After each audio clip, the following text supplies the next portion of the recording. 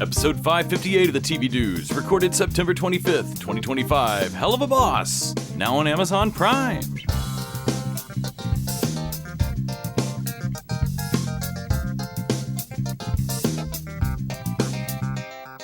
This week, we're turning into immediate podcasting professionals as we talk about Helluva Boss, the YouTube sensation spin-off / kinda precursor to Has Been Hotel that's now on Amazon Prime with a new bonus extra pilot episode.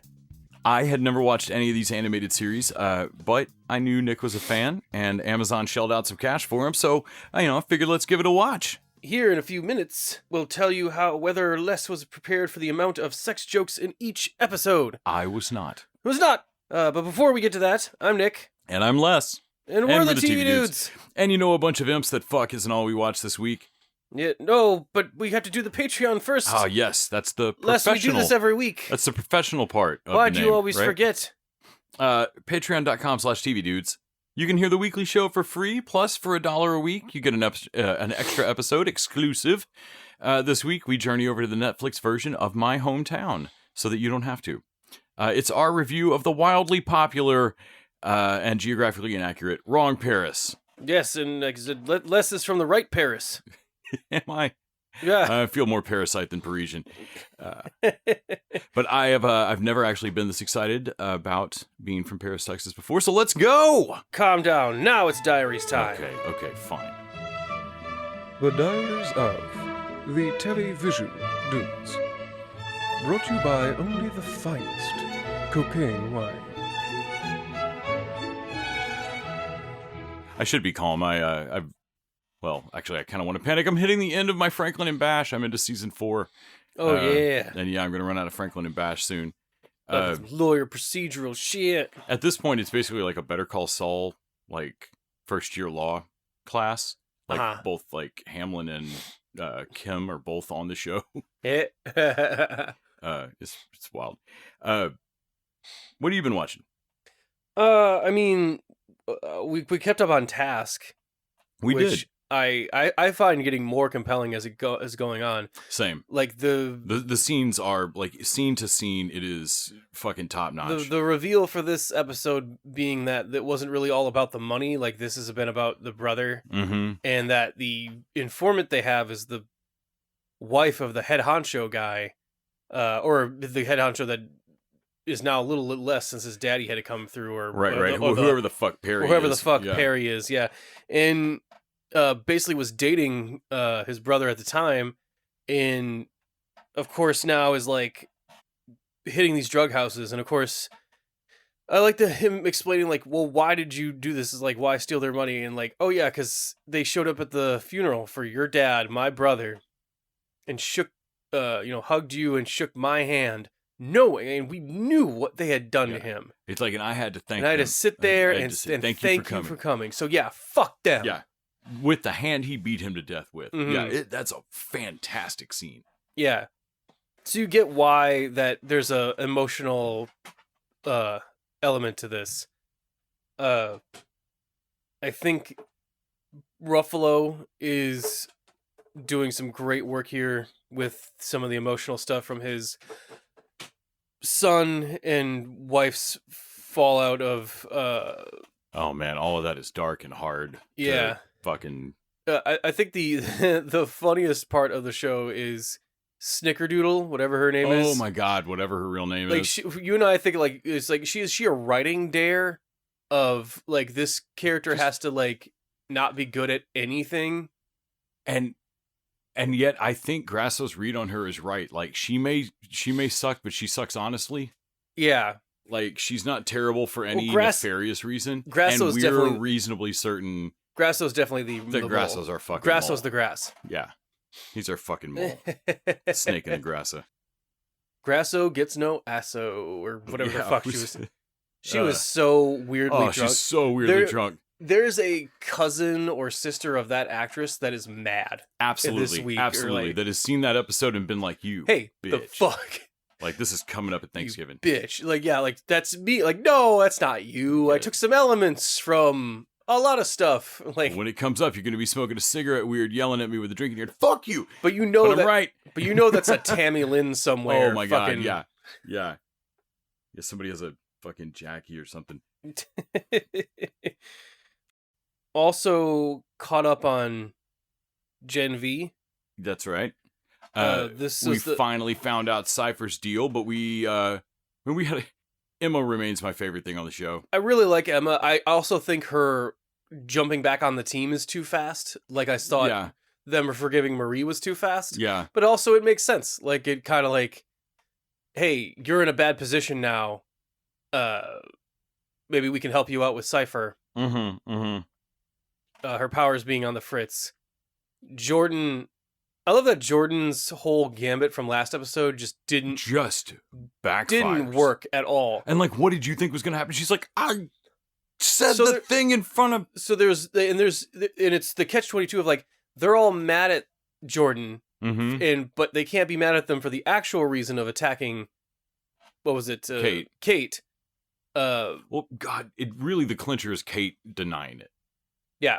Kate doubling down, because Kate knows where her bread's buttered, or you'd think, but she's also kind of with them.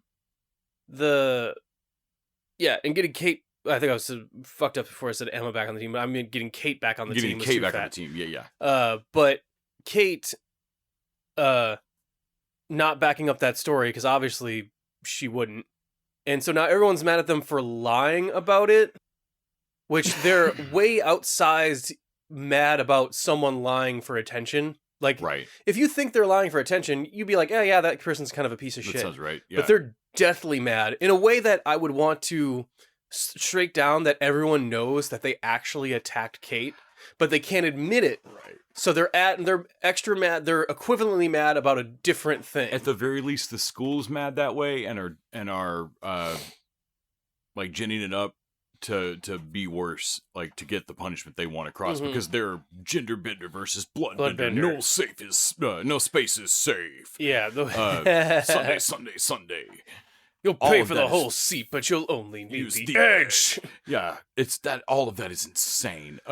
Oh man, the marketing guy. Marketing guy has our greatest line that has ever been uttered on like when they talk about the title, which they don't beat later. No, they don't change. They don't beat it. But when they bring up the title like gender bender versus bloodbender, it's a placeholder. Let it suck. And I was like, that is got to be the greatest marketing term I've ever like. It's a placeholder. Let it suck. That's fucking great. But also Cypher takes it upon himself to really show Marie, like, man, I know they need to show me that she's not good at her powers, but like her literally moment to moment of like, I can't do it. No, why would I? It's not the I can't do it stuff. I get not feeling like you can do a thing. It's her like, why would I need to know this? I'm like, I don't know, man. You murdered your parents. Why would you need to not suck at your powers? I don't know. But you could not suck at your power, and her just disbelief at like, I would be more powerful than like, everything has blood. Yeah, man. Like if you can feel whether or not there's well, she doesn't get that till right then. But when she does move all the blood bags over, and then like lifts the goat, which Elon, we name him after assholes so we don't care about him. When she lifts the goat and then loses her attention for a minute, which kills the goat, but she realizes that she can feel that there's not actually Venus blood. Yeah. And I believe that I don't believe that the problem is that she's inaccurate. I think she's right. No, she's right. There's more going on with him. Cypher isn't. So they think like Cypher doesn't have any V in his blood, so he's not a human. And they don't take it one step further of like when they find the guy in the tube, and I'm like, no, that guy doesn't have V in his blood because that's not Cypher. Right, and it's not one at a time. Yeah, like he's the next step assumption would be that he can run a person. No, he's running the guy that's the dean of the school, and then like on top of that, also running. For a moment, Jordan, which I think is why he can lose focus on that. Right, he's always got to be low key running. Right, what's his headmaster Cypher. Right. So since he's always low key running that, I think his powers are a little limited. Right, as to what else he can do. Like Also, I don't think he's gotten this good at his powers until he got into that tube. However, he got there. I was thinking, no pun intended, get out of my head. The exact same thing of like, he does look like he has something going on in that hyperbaric tube that put him there, but I feel like that really, would focus your game. Yeah, really enjoying Gen V. I went back and watched some of The Boys as well. Yeah, I'm so happy the show's back. It's super fun. Also watched. We haven't finished it yet, so maybe we'll do a bigger episode. I think we should do a bigger episode on it because I'm not done with it either. But yeah, we've both been watching Black Rabbit, and it's been very good. I'm much enjoying Black Rabbit. It gets right to some Bateman crazy shit. and Jude Law as brothers, Yeah. as skeevy kind of like. There's a nice kind of odd style to it. I'm enjoying it so far. I'm looking forward to it wrapping up. I mean, it's already all out. It's on Netflix, but I've been watching it with Fanny. You just started tearing through it, I think yesterday, last night. So I'm sure I'll have it done by this weekend. I think we're probably going to talk about it fully next week. A lot of people's bad plans. It kind of reminds me of Task and a lot of like it really bad does. plans The coming tone's together. very different, but Yeah. no one's communicating, and so no one knows who else already has a plan in motion, and they just keep fucking other things up. Yeah. Also, Bateman's just great. Didn't realize how much I'd like him as a scumbag. Oh no, he's fantastic. Fucking great. What else have we been watching? So that brings around to I think our last dessert, maybe. well, the last dessert. Should we talk Alien Earth last? Oh, that's right. Since Alien Earth is the finale, maybe we should Yeah. take that one last. Okay, so Yeah. let's do Peacemaker. So we got a double dish of We Peacemaker. got a double here. dish of Peacemaker because we didn't talk about. The only thing I want to talk about the previous week's episode is the Prime Eagle. Prime Eagle. I mean, everything else was cool, like them going. So I was stunned when he crisscross applesauce Rooker like sailed through the clouds and Right. and actually saw Right. the actual place where we knew he really Yeah, was. like hiding. no, that magic that's actually fucking worked. Like, I was stunned by that, but this episode was unreal. That dumb fucking gun actually shot anything down because we were like, that can't work. That fucking No. gun can't work. What is going on with that stupid shit? Mhm. And then Eagly is the Prime Eagle. Yeah, it took us a long time to like wait. So he shot down a different eagle. So there's another eagle in this area. Okay, Right. Which, and then but they're solo creatures. He's like, that makes no sense. and then another eagle, and then another eagle shows up and like, wait, what the fuck is going on? And then suddenly there's a bunch of eagles. Eagly comes down from the thing, and suddenly he burns on fire. He lights up his wings, and he's on fire And it's the effigy. same thing It's the that was same- on his forehead. Yeah. And, like, his shit's real. Yeah. Oh The my Prime God. Eagle is real, I and thought I Eagly was is the gonna- Prime Eagle. I thought I was going to die.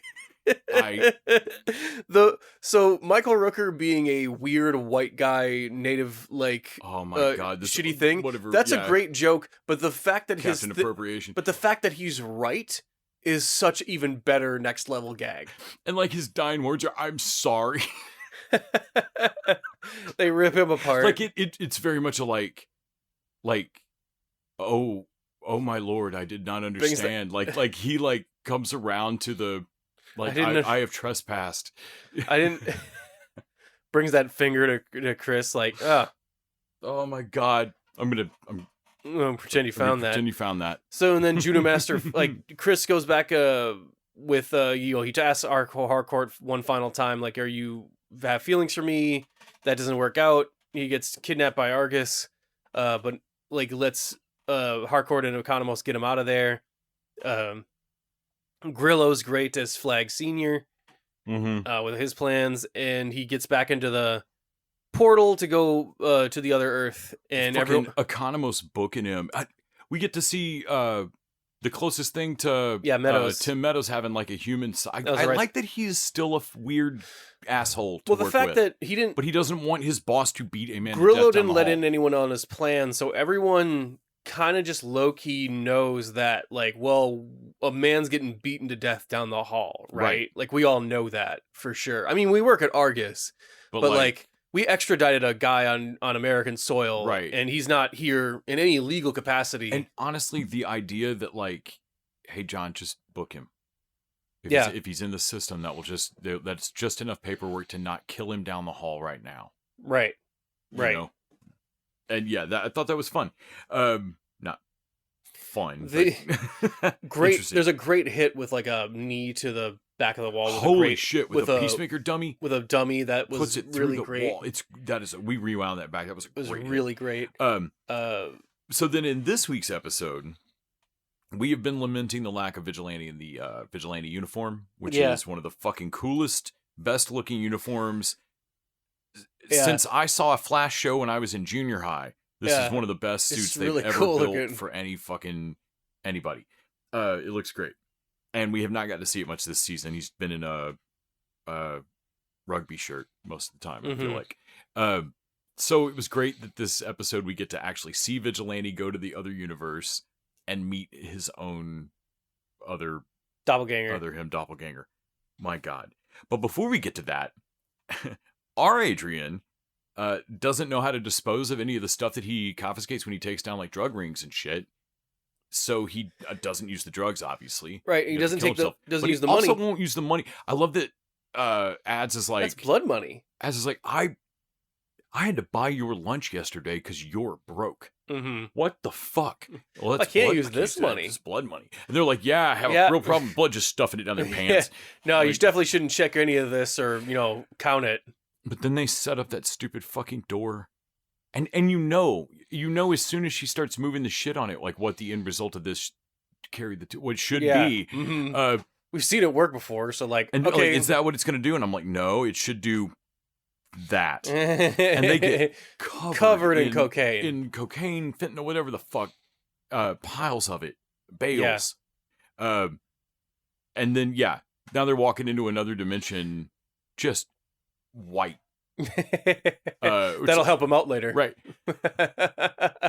Seeing Hardcore get popped later, like just the drug dog goes bananas, when she crazy, walks in. And you're like, that makes sense. It's got to be in everything, man. Well, it's got to be in your ears. Her blood test comes back negative later, and I was like, how? You definitely breathed some of that in, right? Like were in that your eyes open at there's all? No way it got in your ears. I'm sure. Like it's got to be. There's my God. Like I don't know how much is, but like some got in yours. Like you're a little jittery coming through that portal. Like, and then they come through the portal to save Chris. They immediately get caught, right? Like by Chris's brother. It's fucking crazy. Harcourt is very bad at lying for a field agent of Argus. Oh my God. Like. So my headcanon for that is that she's not covert. I mean, like she's not a diplomatic spy. She doesn't make up lies. If anybody sees her, she just kills them. Yeah, no, she's that level of. She's Metal Gear Solid. Yeah, like, she's no, Snake. I don't have to bullshit you. I just knock you out at best. And so like getting taken to Argus and kind of like you could see her looking at like she can't put her finger on it yet, but like there's something wrong about this world. Driving to Argus, and like. I mean, just like looking through things, of course, and then the Mick Jagger of the Beatles thing, man. like all the little weirdnesses are fun. Like I love the Halloween. Yeah. Well, I mean, like they're the big two. It's them and the big Beatles. Two and them and the Beatles. Like for what? For what? Best band. Oh my God. Yeah. There really was a band called Halloween. They're not anything close to the Beatles. Also, just Mick Jagger and the Beatles is great. Yeah. But, the lead singer. Yeah, Mick Jagger, the lead singer of the Beatles. Oh my God, every word of that sentence is wrong. Like wronger than the last. And like so when they get there, they get to Argus. I love that Harcourt puts it together so fucking fast. I'm just like, no, something. And then like Chris I haven't seen a person of color since I've been here, and he's been there for like a week.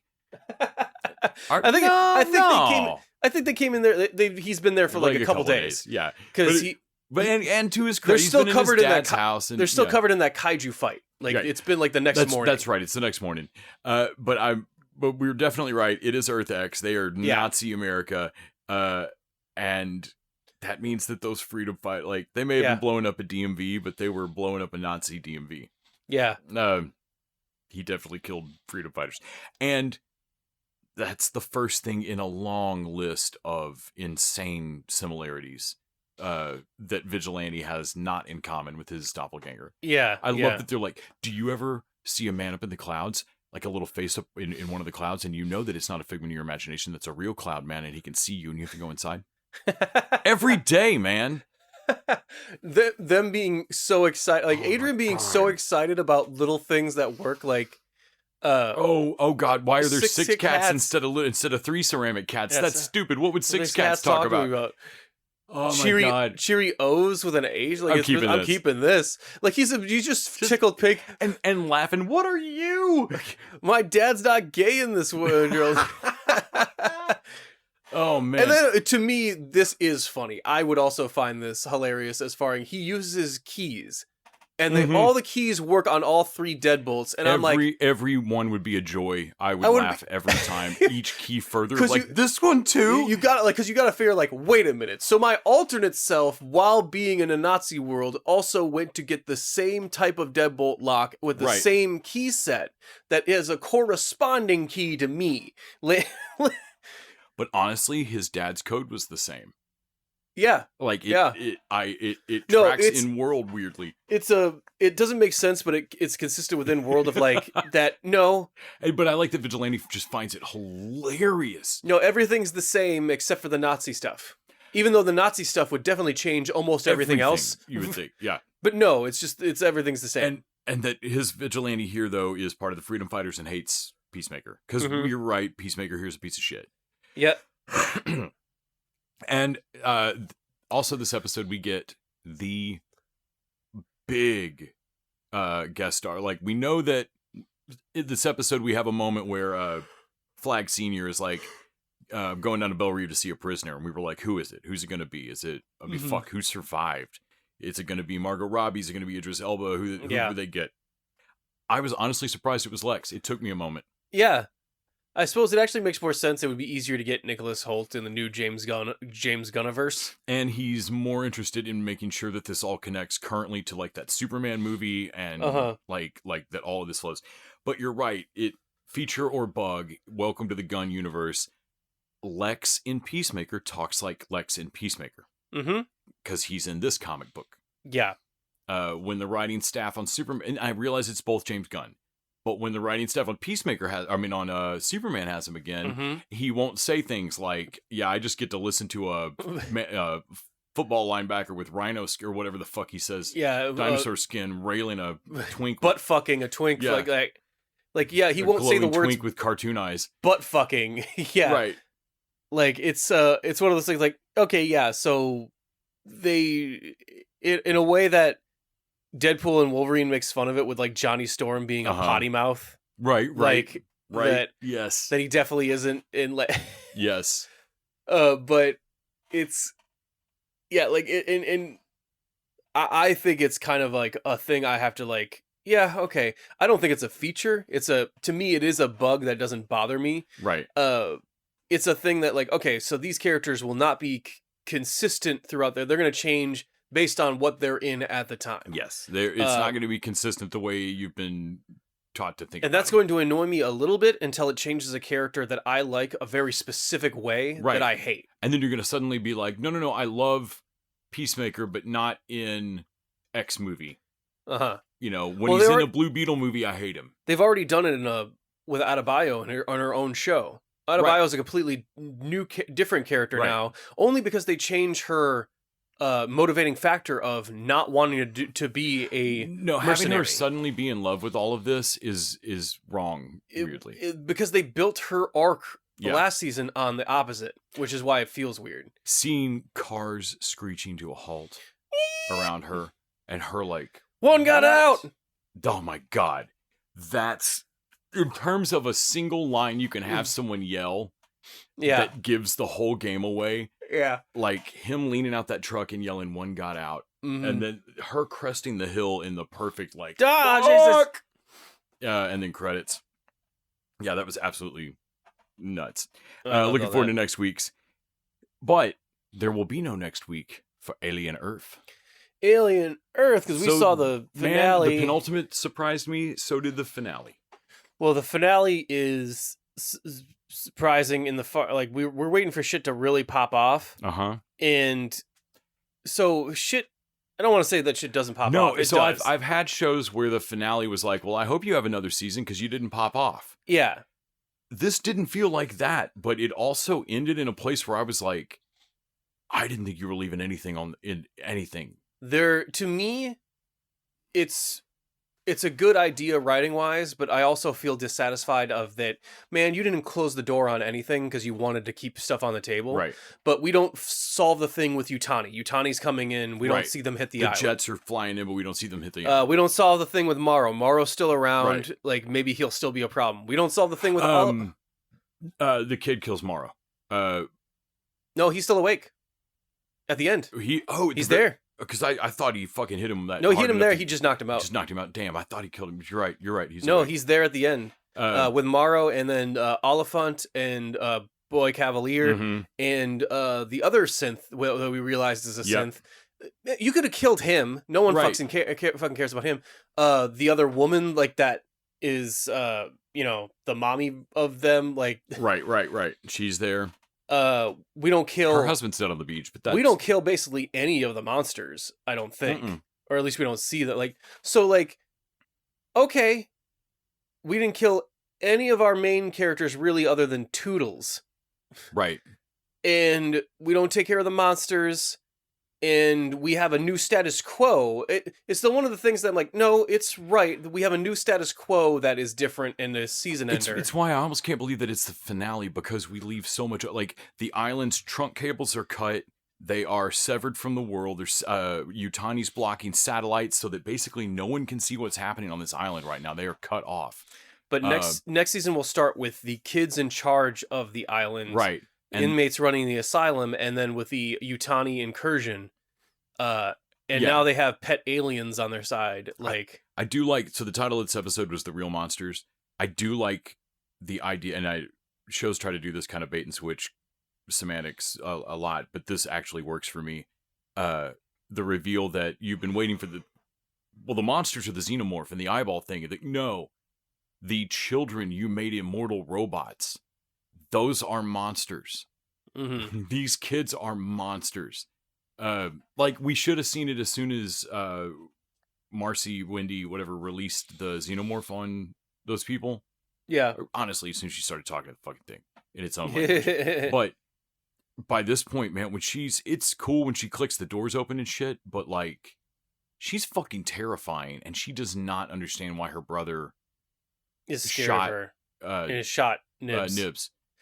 Well, even though Nibs got back up and was fine, they put him in a detention center. And they're like, cool. So that was built for humans. I don't know how long it'll hold if they actually want to get out. So we have a limited timetable, and that's without considering her magic new ability. So, and it's the I need you to fucking evacuate. We got to evacuate. And Boy Cavalier he wants to talk to the eyeball thing real bad. And so he fully tries to feed her fucking brother to it. Well, he comes down and talks with them first too, and they just open the door, and he doubles down and walks in to talk some shit to them. I love that. Yeah, just go. What are you sitting around waiting here for? Yeah. And she Wendy fully sizes them up and seizes the leader role and is like, okay, you two take care of Alabat in the science room in Morrow. I'll take Boy Cavalier. Just starting giving out orders and yeah, we're running this bitch now. Yeah. And they move on it pretty quick. They're scary. Also, even before all that, it's kind of opens on the xenomorph out in the open island. We were talking about, we've only ever really seen him in ships, and I kind of thought, man, is a spaceship its natural environment? It seems deadly as balls in there. So I think it might actually be deadlier out in the open because it can get up and going so fast.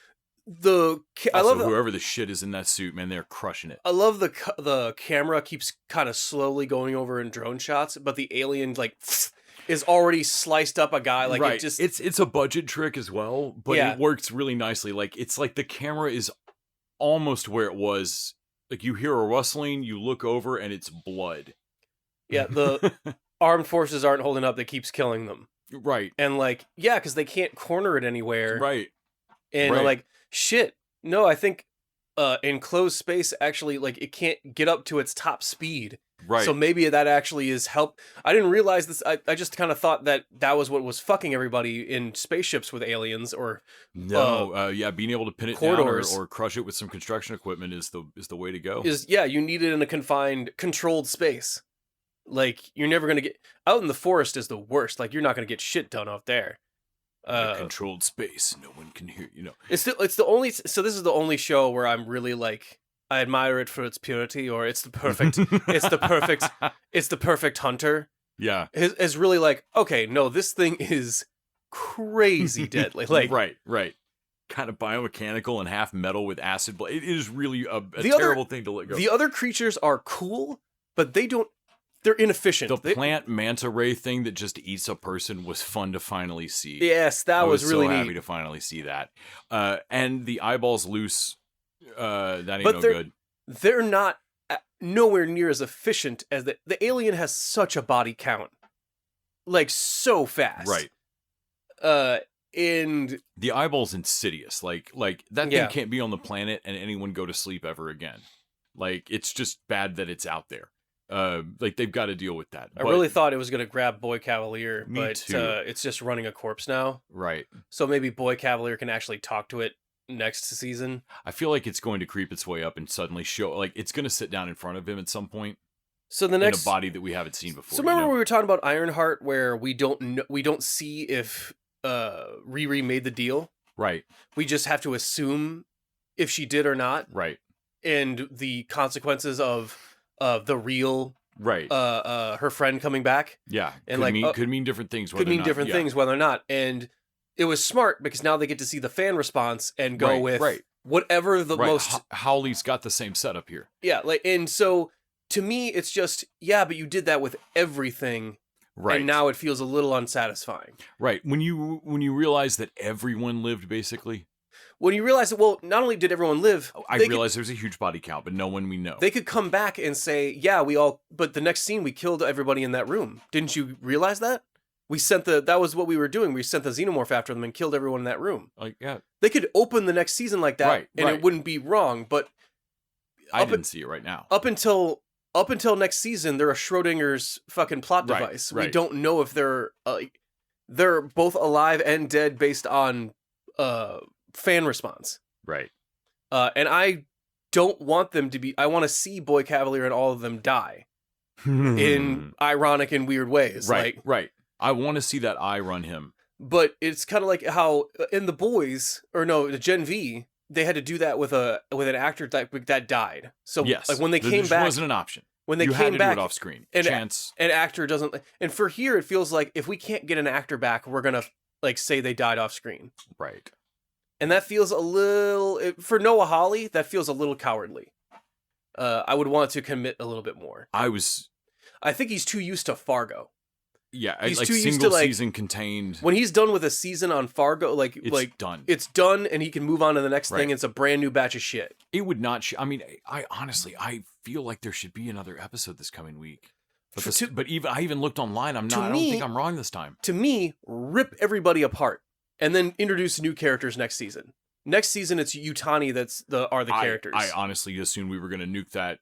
Where we were going to end was with that island nuked from orbit, and then an aftermath meeting with Yutani going, like, with a xenomorph in a jar, facehugger in a jar, going, well, that was an overall loss. Well, send out the Nostromos. Yeah, well, that was the vibe I got when I thought this was a 1-season show. Right. Now that I'm like, okay, so this is definitely planned on being a 2-season show. At least. So I would agree, end with the island where Yutani is coming into the island. Prodigy is the enemy for this first season, and then Yutani is the enemy for the next season.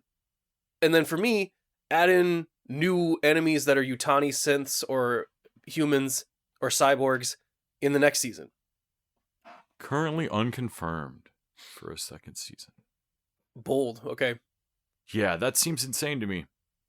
But okay. I mean, it's just Holly, I guess, calling his shot. I mean, I feel like that's a pretty sure. Oh, come on. This is... Work has not yet begun on a second season, but conversations are ongoing. He's ready to begin immediately if Disney decides to renew. Oh, okay. He expects a renewal decision. Well, I'm surprised they didn't renew after the first episode dropped with Right. fan response. What's the streaming numbers are at? But he's expecting that there will likely be a decision in the next couple of months once they look at all the ratings. okay.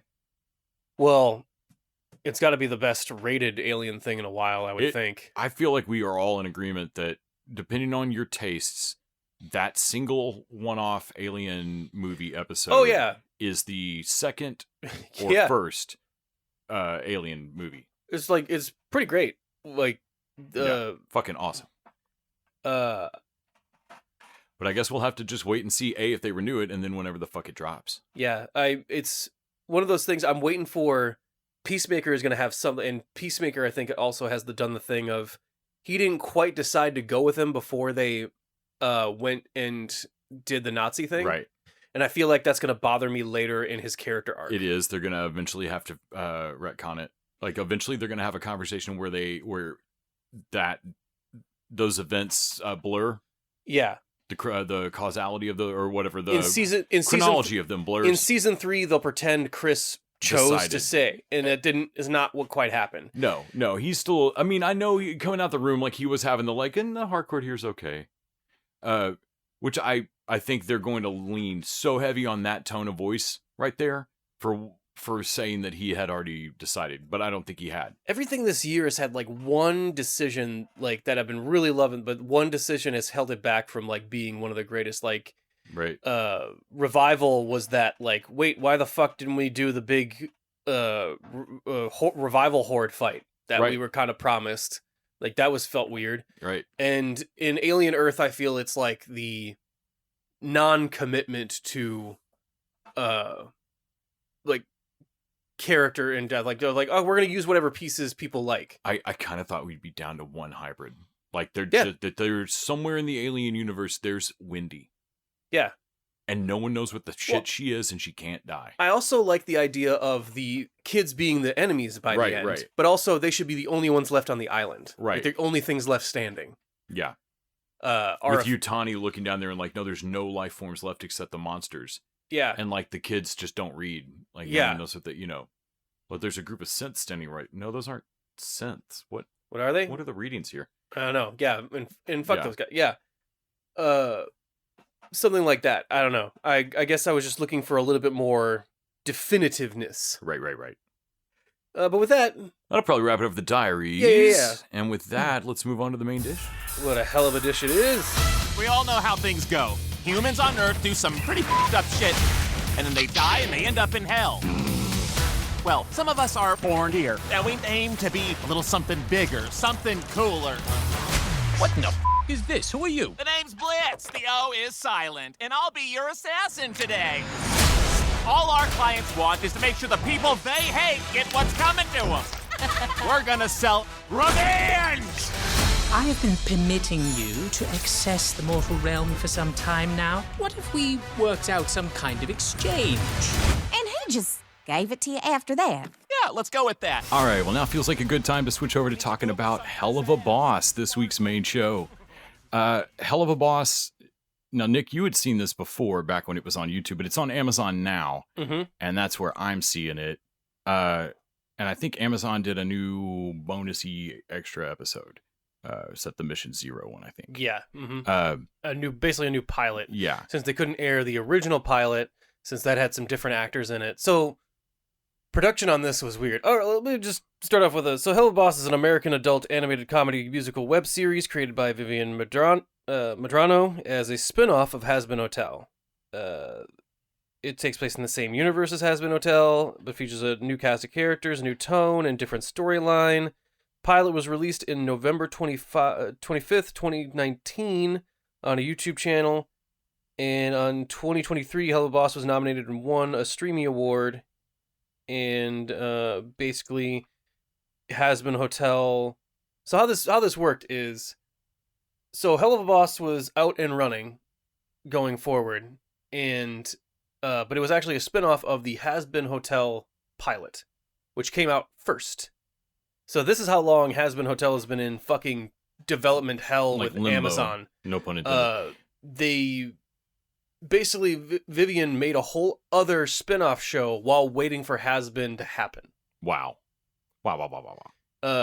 You can actually see some of the original character designs in the Has-Been Hotel pilot on YouTube. Mm. And the 2 pilots actually use different voice actors, some of which are not SAG-AFTRA, I don't think, which is why that they had to change a bunch of them during Amazon MGM redo. when they went to Amazon, and I think they changed out Millie's voice actress for Helluva Boss when they actually switched off from the pilot. So they were all SAG-AFTRA, whatever. So this has been ongoing, releasing like an episode every once in a while for 5 years, for 2 seasons. So like, and sometimes it would take a year between episodes. So it's a much more living creature, in my opinion, than Has-Been Hotel, which was basically all made at once really fast. This was Vivian like taking feedback from fans and really figuring out what worked and what they liked and responded to. And which is why I feel like Has-Been gets better Helluva Boss gets better over time. I would agree with that. And finds its footing in a way that I don't think scripted TV really works the same way. Like, no, it's hard to see that anymore unless you're watching a real network sitcom where they're like, most of the time when you notice it, it's because an actor can't work on that show anymore, or died, or contractually moved, or whatever, and they got to write it out. But yeah, like here they're really responding to like when they talk about something like Seinfeld couldn't work again because the first season's rough and they're figuring it out. Right. And we would cancel a show before we got to season 2. And like you usually really don't get to see it in animation, but yeah, you can see across season 1 of Helluva Boss. Episode 6 is not bad. Episode 7 is suddenly amazing. So 7 is where they really start to focus in on the Stolas and Blitz stuff, and that's the Osmodeus episode, Yes. the Lust Club, which is Moxie's anniversary. Moxie and Millie's anniversary. Millie's anniversary, yeah. So yeah, you get Blitz. The O is silent because he used to be a clown, right? So, and he's now an assassin that has hired up the voice of Invader Zim as the gun guy, Moxie, and then Millie, the melee weapon chick, as imps.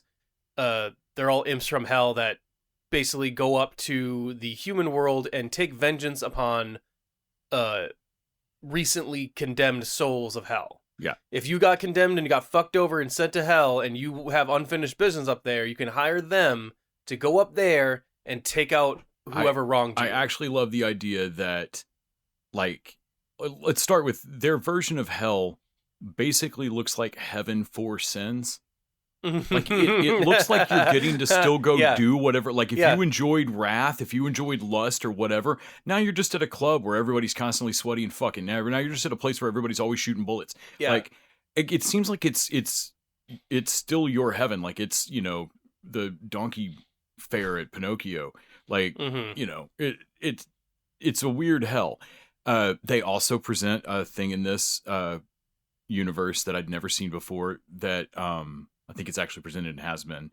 But Lucifer, hell is a punishment for Lucifer where he only gets to see because he really loves humanity. Yeah. So he only gets to see the shittiest end of the stick. Yeah. Yeah. No, that's actually a pretty great. That's pretty fun. That's a great way to describe that. Like so it's not so much it's not a punishment for the shitheads that are there. It's it's sending Jersey Shore douchebags to punish someone else. That kind of makes more sense to me, actually. Right. Like, I kind of love that. Because there's an economy, there's money, like, it seems... And I kind of love figuring out that what's a great demand that's out there that I can supply to? Well, a lot of people that arrive here are super, super fucking mad at the person they feel recently wronged them, which is how they are now dead and in hell. And I can go up to, you can't go back to Earth, you're in hell, but I can pop back to Earth and kill that person for you. Right. And they're trying to be professional and slick about it, though that goes out the fucking window. The immediate murder professionals. Yeah, but they're really overplaying how they're getting up.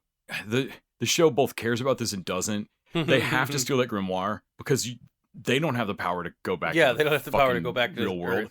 Only like High level demons. yeah, Geisha, Goetia, which is the Greek for demon, or Greek or Latin. Anyway, it that is an older church word, and so like they have to steal that grimoire off. Yeah, Stolas. It was the Goetia that Blitz is fucking boning. Which is some Owl House shit, man. Like, he immediately is fucking cool and Owl House creepy looking. Like, it's a great design. Yeah, his owl demon thing. Also, yeah. I like how many of the demons have, like, you'll be watching a character design and notice they've got a second set of eyes tiny on their cheeks. Oh, sure. Like, there's a lot of, like, double eyes. Osmodeus has two faces in his fluff or Right, whatever. right. Like, Asmodeus looks fucking great. A lot of the character designs on this are great. And there's a good squash and stretch, like, fun to it. I would outright recommend against watching the Mission Zero. Mission Zero sucks. Mission Zero has a different feel and tone. It's I know it's not a real camera, but like the camera angles are different. All of the style of it's all different. Yeah. And for me, the show did not. I was not clicking with it for the first fucking 6. Mm-hmm. Well, the first couple episodes are very of its time. Like, honestly, I thought this show was older because it reminds me more of aughts humor of like. Same. It has a new metal Limp Bizkit Riot Fest fucking. And it made me laugh because I really do appreciate. There's a moment in the Ep 2 where Stolas calls up Blitz to like protect him, and there's a great back and forth of. I want you to come over here and do the dirty things to me last night. And they just says something completely offensive. Right. Why, hello, my big dick Blitzy.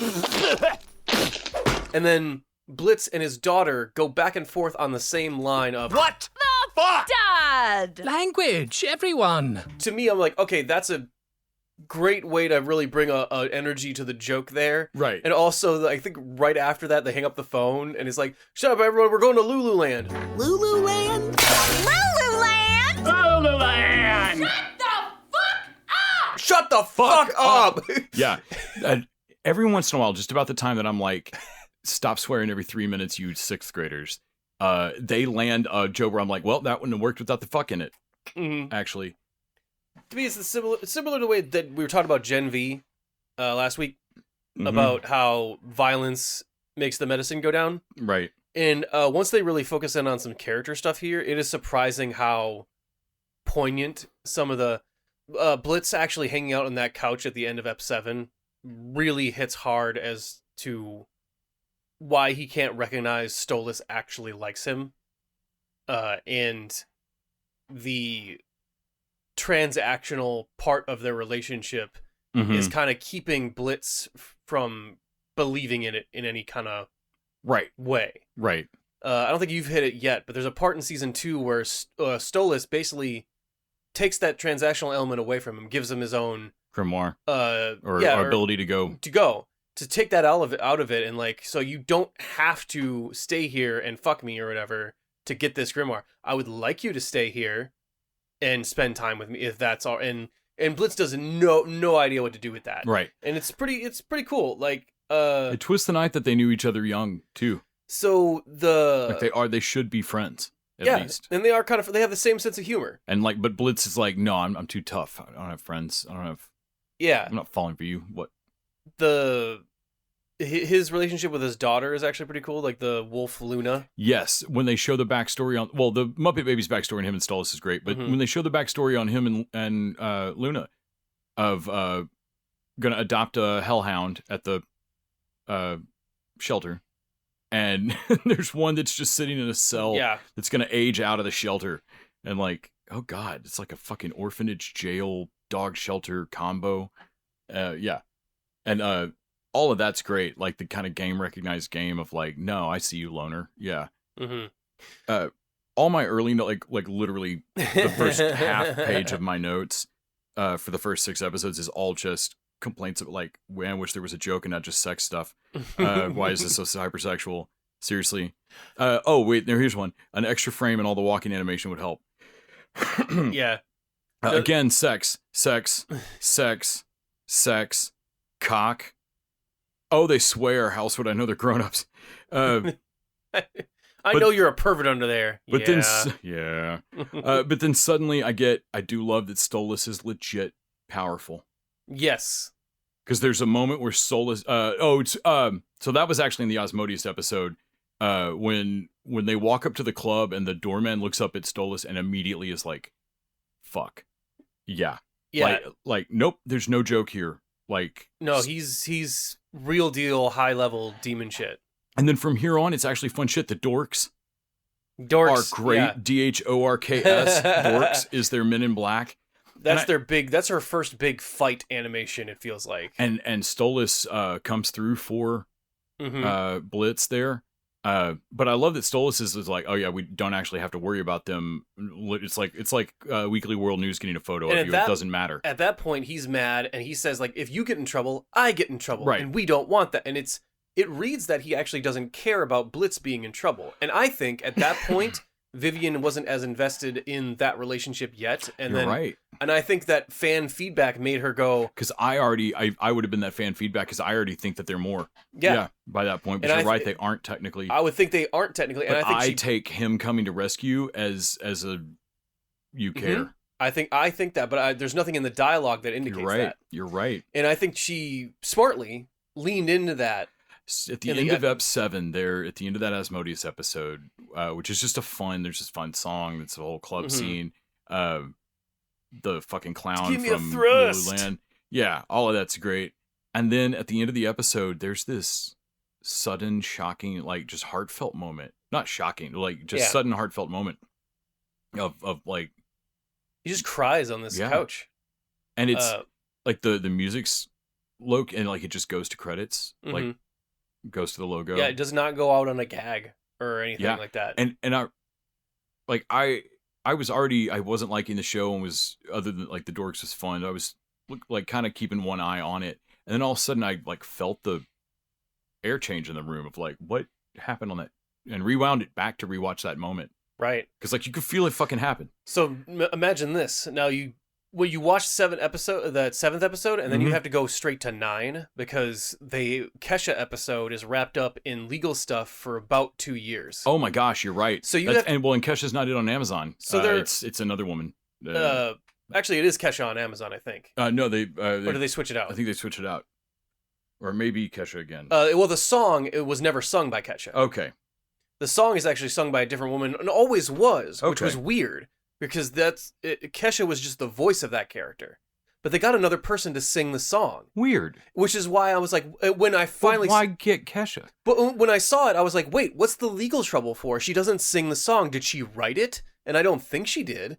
Like, I think Vivian and what's his name write their own shit. Like, I don't understand what happened with that legal thing, but Rochelle Diamante sang the character's song, but Yeah. Kesha was the speaking but voice. Kesha's the Kesha speaking did voice. co-write that song. She did okay, so that's where the legal thing came in. So she co-wrote it. And there's rumors that her record label may have prevented her from singing. Yeah, That like you can write it and you can do the speaking voice, but you're not going to sing it. yeah. That sucks. It's a pretty good song. It is. The Cotton Candy song It's is fun. kind of a bop thing. Yeah. But honestly, she's Beelzebub, which she's a bee and also kind of a wolf demon. Because and she just makes things bigger as like everyone's drinking and fucked up. And I like that the embodiment of gluttony is worried about Blitz. Of like, Man, hey, like, yo, so I've like seen a lot of people party or whatever. that's that- self-destructive. That's not good partying. Yeah. I've seen good partying and not good partying, and that's bad. He's got like 6 tongues inside of him, which, good for him. But but at the end of that, you see Luna take care of him and put him back on the same couch. So imagine you don't get to see that until halfway through the season 2 they release the Ep 8 or whatever. Like, it was a weird release schedule on that. But yeah, I I like that episode. I like the mob episode where we see Moxie's backstory. Absolutely. And it's just basically the Horowitz's fucking same voice, but doing a mob accent for his dad. And that one I think has a great bi erasure theme to it of like, It's like, man, I don't care about your fucking beard. Like, I already know you're gay or whatever. Like, yeah, no, Dad, I'm bi. Yeah, And, that's like, what I said. That's what I said, gay. Yeah. I loved in the War Dogs episode when Luna goes to a party for the first time with like other hellhounds, not War Dogs, other hellhounds, and the entire so not fetch thing. Like there's Mean Girls. So I said if you weren't gonna throw it, I'm not gonna get it. Like if you're not gonna throw it really far, then that's not fetch. That's not fetch. That's so not fetch. Yeah, that was such a tiny little joke that you didn't have to do that, like fucking chef's kiss. There's a moment when the episode where Stolas' daughter goes to the human world. Yeah. Like steals the grimoire and goes to the human world. Goes to LA. Blitz does the gag of like, oh, what? I'm just going to pick the phone up and call the evil demon and say, oh, your daughter stole the grimoire that I stole and is now left for the... Yeah. And while he's doing, that's just a bit. You don't, like we've heard that like, oh, what am I supposed to do that? He's doing it the whole time he's talking. So that when he finishes the bit, he hangs that phone up and goes, wow, that was actually really easy. That was as easy as wow. Yeah, then he cuts back to... And like, it's all in one move so that I was like, oh my God, that's great. I've never seen that gag pulled that way. Right, and usually in a gag I've seen pulled a million ways since I was a kid. Usually it's said, you say it a whole thing once, and then you say it again on the phone. Right. But this one was that, oh, he's saying it, but you don't realize we've cut to the phone conversation already. I just pick up my cell phone and I just open it up and beep, beep, boop, boop, boop, hello. Like... Oh, actually, you're right. That was actually a lot easier. It's actually super easy. Yeah, I'm done. Yeah, I love that bit. There's a lot of fucking great gags. And I think because more and more of the like full moving forward plot starts to lock in, we get more space for me to like enjoy these gags and it not just feel frenetic and let's throw everything at the wall. Well, we had to stop when you hit the camp episode, which introduces Blitz's sister. Okay.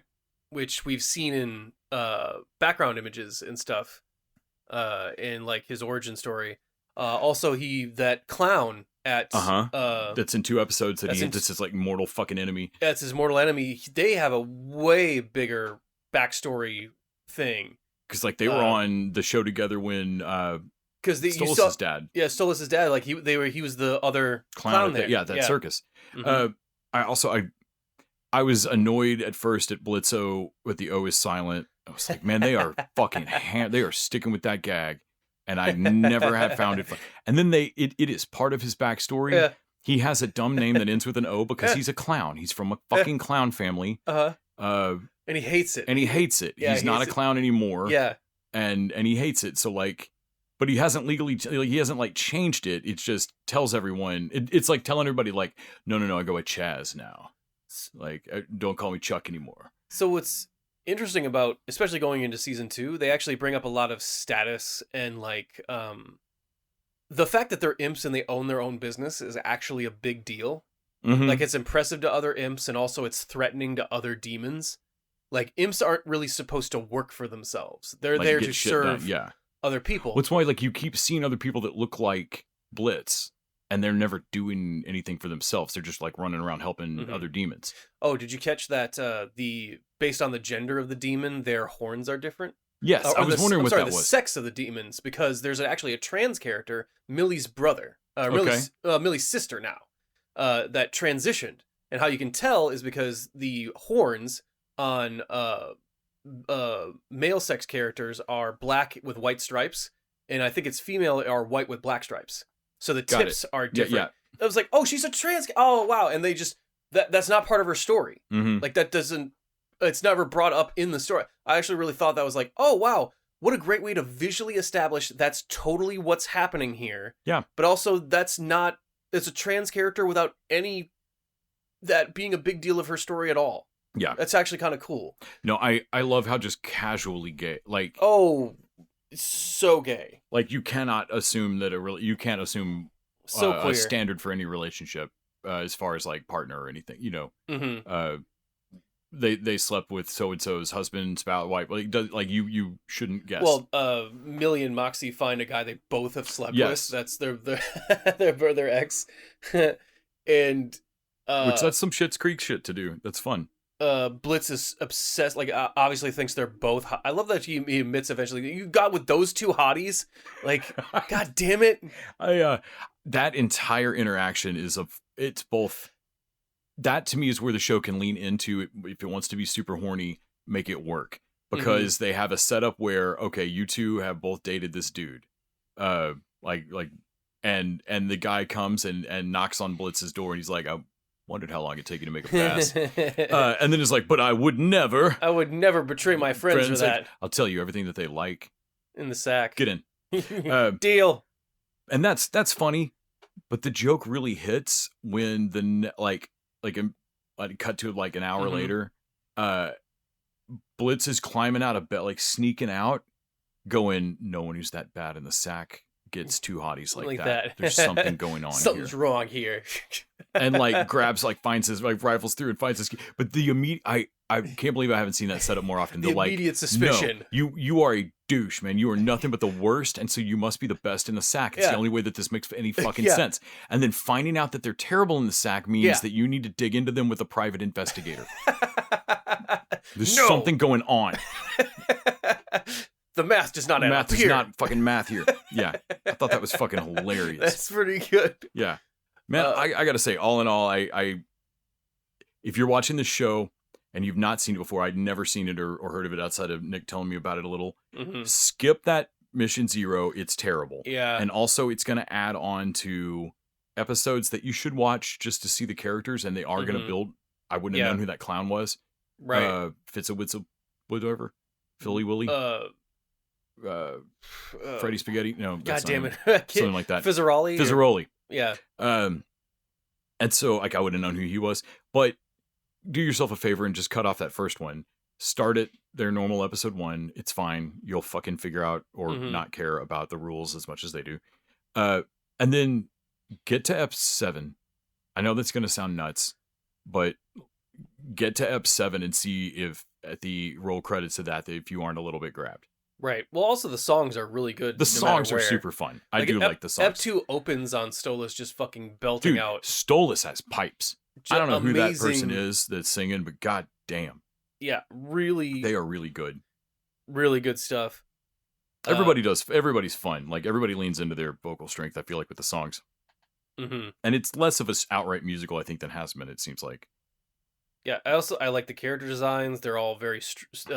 they are. They're all immediately apparent on their personalities, and there's a character called Stryker as this, like, rattlesnake cowboy that is, like, immediately kind of knowing his deal as soon as he shows up. It's somewhere between Invader Zim and Owl House for me in terms of character design, and I like in the best way. Bryce Pinkham, you can sing, sir. On Broadway, oh well, that explains a lot. Yeah. No, he got a Tony nomination. Damn. All right. See, you got some chops then. No, he sings like a whole Broadway number to sing his kid to sleep in Ep 2. Yeah. Like it's...